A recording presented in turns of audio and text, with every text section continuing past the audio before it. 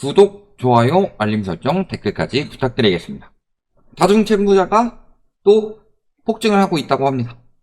이제 금리가 떨어진다고 하더라도요, 버티질 못하고 있습니다. 사람들이. 재작년 대비로 작년에 금리는 많이 떨어졌어요.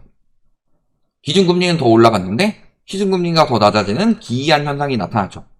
그 이유는 레고랜드 사태로 인한 채권시장 불안도 있고, 그 다음에 영끌족들 터지니까 건설사들까지 리스크 전파될까봐 정부에서 돈을 많이 풀었죠.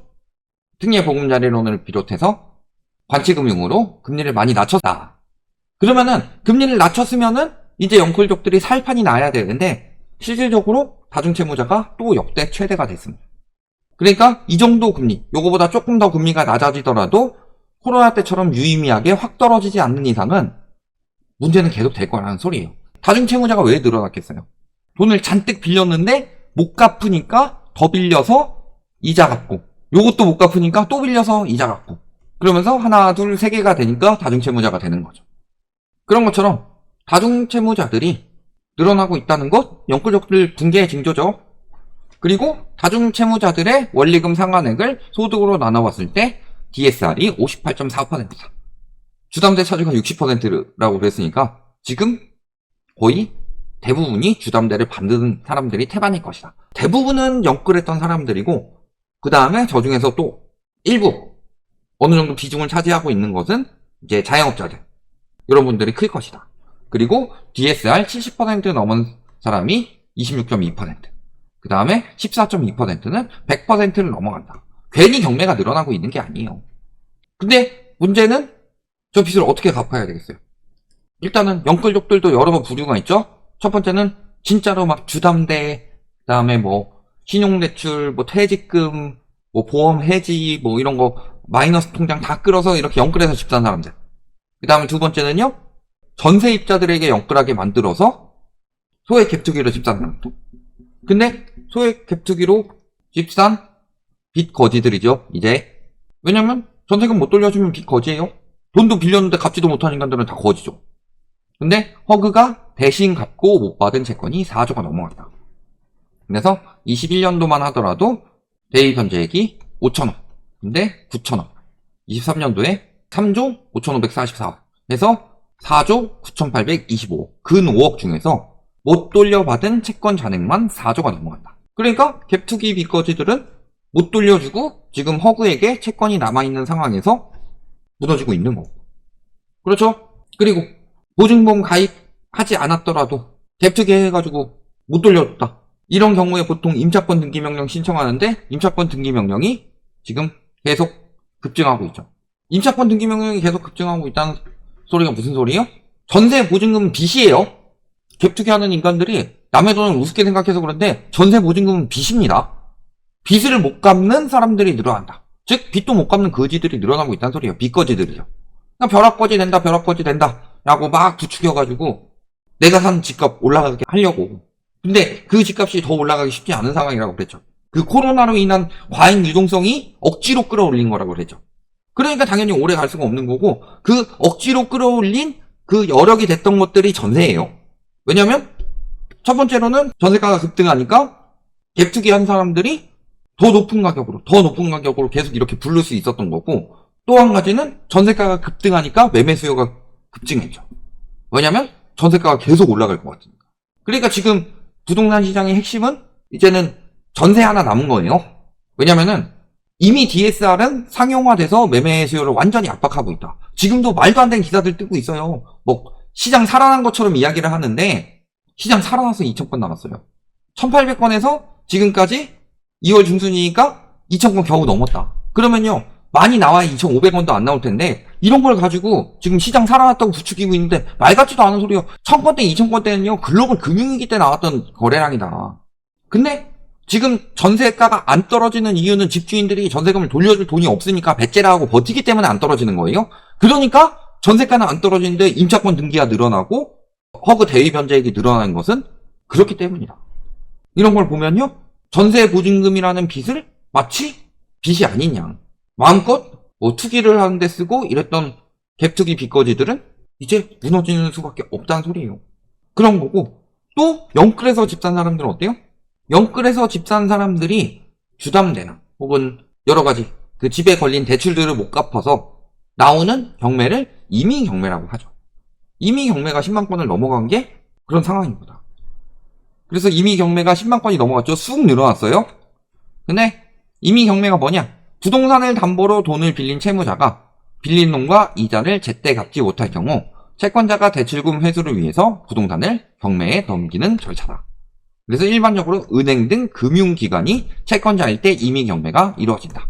그러니까 뭐 이미 경매가 많이 늘어났는데 경매 많이 늘어난 이유는 전세사기 때문이다. 그건 강제 경매의 경우인 거고, 이미 경매가 많이 늘어났다는 소리는 근저당을 못 갚아서예요. 그러니까 요게 문제가 커지니까 정부에서 2개월에 경매 내보내지 말고 무조건 6개월까지 안 갚으면은 그때부터 경매 내라. 이런 이유가 되는 거고. 그러니까 전반적으로 영끌에서 집 산 사람들, 그 다음에 갭투기에서 집 산 사람들, 지금 집 안 사면 너네 벼락거지 된다 라고 조롱했던 사람들, 본인들이 벼락거지 된 거예요. 벼락 빚거지 된 거죠. 물론 그 말에 넘어가서 다른 사람들 조롱도 안 하고 그냥 나 살려고, 지금 아니면은 못 살 것 같아서 살려고 집 산 사람들은 조금 안타까운 마음이 들지만, 벼락거지라고 놀리고 막 붓카페 뭐 이런 데나 저기 뭐 블라인드 이런 데서 벼락거지니 뭐니 하고 조롱했던 인간들은 당해도 싸지. 완전 쌤통이죠. 이제부터 자기 자산 쭉쭉 빠질 텐데. 요 빚만 문제냐. 또 한 가지 문제는 지금 PF 문제에서 이야기를 많이 했죠. 근데 지금 갑자기 공급이 쏟아집니다. 부동산 비수기인 2월인데 새집이 2만 가구나 쏟아진대요. 이것뿐만이 아니라 지금 불패 상징인 강남 3구에서 지난 3년보다 5배나 많은 아파트가 분양이 된다. 올해. PF 터진다는데 왜 분양이 갑자기 늘어날까요? 이것 역시도 빚 때문이에요. 브릿지론이 어떤 거죠? 브릿지론은 토지 매입할 때, 그러니까 예를 들어서요, 2천억짜리 땅에 4천억을 더 들여서 건물을 짓는다. 그래서 6천억 들여가지고 요거를 한 1조 정도에 팔아먹는다. 시가총액을. 이런 식으로 계획을 하고서 들어갔을 거란 말이에요. 그러면은 브릿지론 같은 경우는 어떻게 되냐? PF 넘어가기 전에 2천억 정도의 이 땅을 사야 되는데 내 돈이 200억밖에 없어. 원래 이러면은 외국 같은 경우는 돈 안 빌려주는데 우리나라는 1,800억을 빌려주잖아요. 어디서? 새마을금고나 상호금융이나 저축은행 같은 데서. 근데 이런 거는 사업성을 보고 빌려주는 것이기 때문에요, 당연히 금리가 고금리일 수밖에 없죠. 고금리인 상황인데 지금 갑자기 금리가 급등하면서 한 20% 정도로 보통 브릿지론을 받는다. 그리고 그 다음에 넘어가는 게 PF죠. 그러면은 여기서 브릿지론은 2천억을 받았다. 근데 금리가 너무 높잖아요. 근데 사업이 추진이 돼. 이제 6천억 주고서. 그럼 내 돈이 200억밖에 없으니까 여기 한 5,800억을 더 빌리는 거죠. 근데 추진이 되니까 이 정도는 조금 더 어느 정도 안정화가 된 거죠. 브릿지론보다는 덜 위험하죠. 그러니까 금리를 좀 낮춰준다. 그러면은 5,800억을 받아서 여기 빌렸던 1,800억을 갚고 나머지 4천억 혹은 한 4,800억 받아가지고 한 3천억, 그러면 계약금 중도금 해가지고 한 1,000억 정도 모은 다음에 요런 걸로 사업을 추진을 한다. 이게 부동산 PF의 실체죠. 그러니까 지금 왜 갑자기 분양도 잘 안 되는데 사업을 막 하느냐, 분양을 막 하고 공급이 막 늘어났냐. 브릿지론은 금리가 높고 요 브릿지론에 대해서 무조건 터지게 생겼죠. 여기 브릿지론에 대해서는 아예 이금융권한테 100% 대손충당금 적립하라고 했죠. 요거 그대로 두면 무조건 터집니다. 그러니까 일단 추진하는 거죠. 지금 공급이 어마어마하게 늘어난다는 소리예요. 이렇게 경기가 안 좋아지고 PF 문제가 커지는데 공급이 어마어마하게 늘어난다는 소리는요, 브릿지론은 가만히 계속 두면 계속 이자 나가는 거예요. 그러니까 차라리 PF라도 추진해가지고 브릿지론을 계속 연장하면 어차피 망하는 거고, 망하는 수밖에 없는 거죠. 어쩔 수 없이 추진하는 거예요. PF 정리를 한다고 하니까. 그러니까 갑자기 공급이 늘어나는 거지. 이게 건설사 부채가 심각해서 이제는 밀려서 분양이 되는 거다. 그러니까 지금 다 이렇게 되는 거예요. 근데 뭐라고 그랬어요? 박상무 국토부 장관이? 금감원에서 브릿지론에 대해서 대손충당금 100%를 적립하도록 만든다. 그러면은 당연히 이금융권에서는 더 이상의 브릿지론을 내지지가 않을 테고. 그 다음 또 한 가지는 빠져나갈 길을 만들기 위해서 토지 경공매를 혹은 토지 매각을 더 활성화시키겠다. 그러면서 국토부 장관이 그거에 대해서 PF 정리해서 분양가를 14% 정도 떨어뜨리겠다. 이런 것들을 보시면 전반적으로 어떤 상황이에요? 분양가가 떨어질 수밖에 없는 상황이다. 그런데도 뭣도 모르는 인간들은 분양가 계속 올라간다는 말을 믿어요.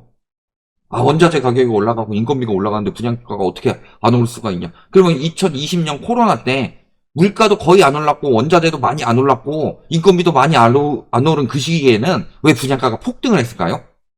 요거 하나만 생각해봐도 의심 가져야 되는데 그런 의심을 못 갖는다니까요. 거기다 원자재 가격 올라간 것보다 분양가 올라간 폭이 훨씬 더 커요. 그거 이미 다 분석했던 거고.